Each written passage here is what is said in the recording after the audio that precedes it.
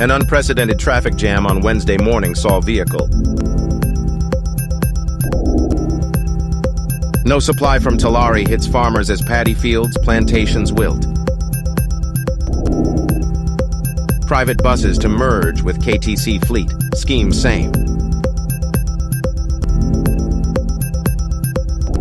FC Goa complete hat trick of wins in RFDL, edges past Salgokar FC.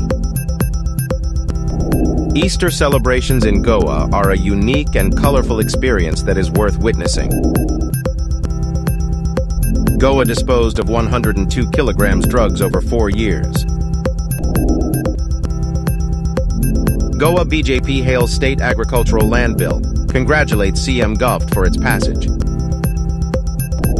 SC asks Goa's Standing Council to apologize for tweet on Bihar migrants in Tamil Nadu. Amid long dry spell, 74 sporadic forest fires in Goa in early March, Rajya Sabha told, "Study polar regions, they will have impact on nation, Indian society," NCP or director.